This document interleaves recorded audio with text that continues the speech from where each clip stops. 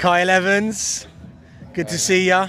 2023 UCI BMX World Championships, Masters category. A lot of people are talking about it. Are you excited? It's great to see you back on the bike. Bit unexpected, but yeah, you've been putting in some work. Yeah, no, I'm super excited. You know, like it's obviously home world champs in Glasgow. Like, why would you not do it? I guess, like for me, yeah, I guess a bit unexpected is pretty much, you know, my dad was the last time I raced here was European Champs 2018, won that. It was the last race my dad watched me at before he passed away, so it was kind of like that euphoric kind of memory kind of thing for me. So it was just about 6 weeks ago, I was like, yeah, why not, best do some training, get stuck in, and what will be, and I'm just looking forward to getting on the start with some good boys, with some good names in there, and we'll just have a good race and a good laugh, and whatever happens, it's one of them. It's made my hairs go up on end, you know, hearing about the emotions. Obviously, 2018, winning the elite European title here. Was it Kai come second as well behind you? Yeah. You know, that was a cracking race. To replicate that would be up there, wouldn't it? Yeah, absolutely. You know, obviously, you know, I feel pretty sharp. I feel good. You know, I've not really been, as I say, I've not been training like. This has not been my whole season, you know, I've not spent all 12 months kind of being like, oh, I'm going to try and win the Worlds next year. I've just been riding my bike, going to the trails, you know, having a good laugh, kind of just staying in touch with just friends and riding my bike and enjoying the sport for what it is. And then, you know, like I say, 6 weeks ago, I was like, I best probably start doing some proper training. I went to Gosport National and rode all right, and that was the kind of the kick up the arse I needed, where I was like, ooh, you're not too bad. If you do a bit more work and a bit more training, you'd probably be all right. So I feel all right, and like I say, it's just like you say, it's just for me, it's just the enjoying the sport, home worlds in Glasgow. You know, I probably won't go to Rock Hill next year. You know, I don't know what the future holds. I just like riding my bike and having fun with people, and it's like, why not do it while at a big race at World Championships like we are here in Glasgow? Really looking forward to it. Any goals, any predictions, or like you said, you just want to get out there and have fun?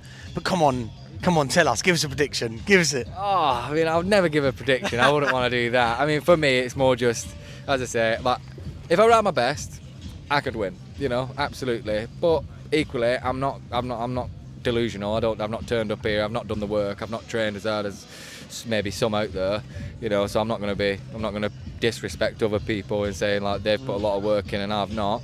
I think if I do some good laps, clean stuff, I can win. But I'm not here to be like, I am winning and this is the be all and end all. Like, if I get on the podium, sweet. If I make the main, brilliant. If I go out in the motos, then so be it. It's been a laugh, you know. I've enjoyed being back on my bike. I've enjoyed being training. I've enjoyed, like, you know, getting in the mix with some people at some nationals and, you know, seeing the boys, Kai, Quillen, Ross, you know, getting on the start with them a little bit. It's just been a laugh, having that difference away, like stepping away from the elite side of things and enjoying the sport for what it actually is. And it's actually just BMX, and you see how many families are here and how many kids are having a good time from all over the world. That's the BMX, that's sport, right? That's the most important thing, and that's why I wanted to enjoy it and get stuck in with that. So yeah, and be a part of it.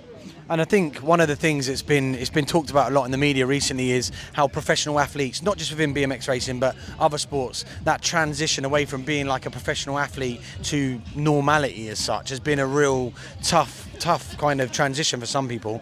The fact that you've kind of transitioned nicely into kind of taking your role within British cycling, but also being able to still ride your bike and compete at World Championships, that's pretty cool. No, it's mega. As I say, I can't, you know, like, I don't think I really, you know, I'll openly say I didn't really have a massive plan B, you know, for once I finished racing. It was kind of like, I'm just racing and I'm enjoying myself, and kind of when that day came and I decided to hang the bike up, it was like, oh, well, what's next? You know, and luckily enough, I was fortunate enough to be sponsored by Clark and Kent, and we had a really good commercial relationship there, and they took me on and they taught me everything from, you know, the tarmacking, the like sub base, stone, dust, you know, the compaction, building starters, concreting, like just everything, the drainage. So like they took me under the wing, and I just went away and I stepped away from the sport, hung my bike up in the shed, you know, I put it in the attic, and I didn't touch my BMX race bike for 2 years. You know, I just didn't really want to. I didn't have the appetite to it. It was just, you know, I've had a really good run.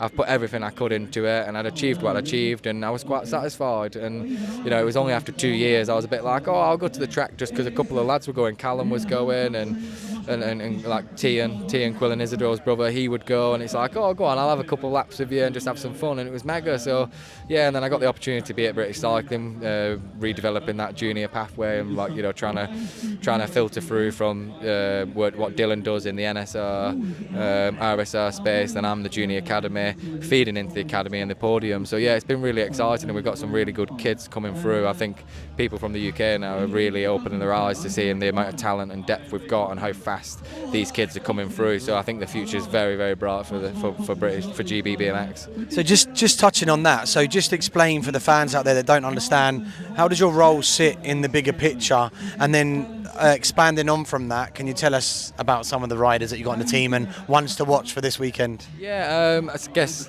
in the shortest version possible, you know, I'm in the middle. You've got Dylan. Dylan's kind of at the development stage. So Dylan works. He goes around to the regions and he does like talent spotting within the regions, and then he'll kind of, you know, he'll touch base with me. We'll have some meetings. I kind of say like, look, this is what I'm looking for out of kids when they come to me. What kind of package I want? How technically do I want them on the bike? You know, so I've kind of give him a bit of a list of like a checklist of what I'm looking for. So then he goes away and looks for that kind of stuff, and then when he thinks he's found a couple of people, then we look at bringing them in, and then we run a selection day.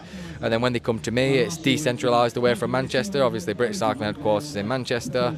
They're all living at home, still in college, still in school. Some maybe apprenticeships, working. It's between 15 to 18, 17, 18.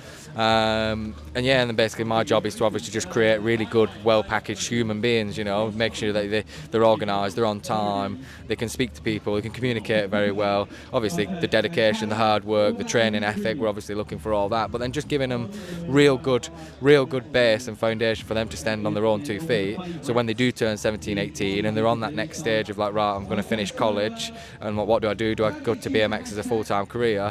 When they move to Manchester in the senior programme, you know, they can live in a house, they can cook and clean for themselves, they're not panicking, they can pay car insurances, they can talk to people. You know, it's that whole package about living away from home and standing on your own 2 feet. So that's kind of my job role, you know, as good as this doing the training and making sure that they're fast on the bike. I've got to make sure that they're actually really good human beings and they've got the confidence to be able to stand on their own 2 feet and create their own new pathway. And I think that's amazing, like the fact that you've brought that up, because again, that is quite a big culture shock when you leave home, and you know, so it's almost like you're a second parent as such. Yeah, exactly. I mean, I say it all the time with my kids. It's like I'm absolutely, I guess, in a way biased as anything. I'm attached to them all in a certain way, you know, because they're just, you know, they're like the boys, they're funny, they're on banter, and you know, we go away on camps, and you know, you listen to what they're saying in the van, and they're having a good laugh, and then I'm telling them my experiences from the program of when I was traveling the world with Trey, Liam, you know, Sinead, Bloomy, like. It's really nice to have that like real good culture and development as it works its way through. So yeah, it's mega, you know, it's really, really good, and I'm super excited to continue the path that we've started and just see where it develops to. And as I say, I think it's really exciting, you know, like you touched on earlier, who's the ones to watch? Obviously Freya Chalice, you know, Freya Chalice in the 15 girls, absolutely European champion. She's been doing fantastic recently.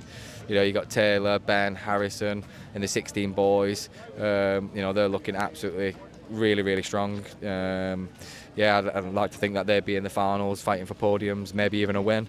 Betsy in junior, Mark Fletcher in junior men. And yeah, you know, it's just we've got as I say, we've just got massive amount of talent coming through in GB. I mean, even the guys off my programme, you're looking at your James Cliverose, your Jimmy Criddles, you know, Elsa Rendell Todd, Emmy Seward. Like, they're all developing young people who are hungry and they want good performances and they want to race and they want to take that next step, and they're doing really well at it. So yeah, obviously if I can strap some support around them and give them that support, then fantastic. Nah, listen, it's great to see. It's been a long time coming as well, so you know, I guess it's trickled down from the top with Beth and kind of Kai getting the medals. It's kind of opened up the pool, hasn't it, to be able to create a role like this for someone like you. And the fact that you've been there, you know, around that kind of squad and at the highest level, it's just invaluable, the kind of experiences you can share with them guys. We're looking forward to it. We're really looking forward to it. And obviously, over the coming days, hopefully not just celebrating you, but also your riders as well. Yeah. Double bubble, that'd be great. Any final words you want to say? Obviously, we've got, you know, we're out here for BMX Weekly. Dale over in the US, he asked us to grab you as well. Any final words? Nah, just obviously thank you for asking me to do a bit of an interview. It's pretty cool. Last time I did this was something like this because I was an elite athlete, at the top of the sport kind of thing. So, no, it's cool to see people still, want to hear from me and listen to my story and things. So yeah, just thank you to obviously, all the people and friends, family at home and sponsors that have looked after me over the years. Like they've developed me, as like I said, they've developed me over the years into the person that I am. And without their input over all them years, the 10, 15 years, then I wouldn't be where I am today. So it's been a huge stepping stone and a path that's like continuing to build. But yeah, it's just an amazing journey. So yeah, I'm looking forward to keep going and seeing what the future holds for everybody. It's definitely been a great journey. It's been a great one to watch. Obviously, watching you from like 12, 13 to this point, but now it's like a second stage, isn't it? It's like, the afterlife of being a professional athlete, transitioning into a new role, and we wish you the best of luck, mate. Cheers, buddy. Good man. Sure.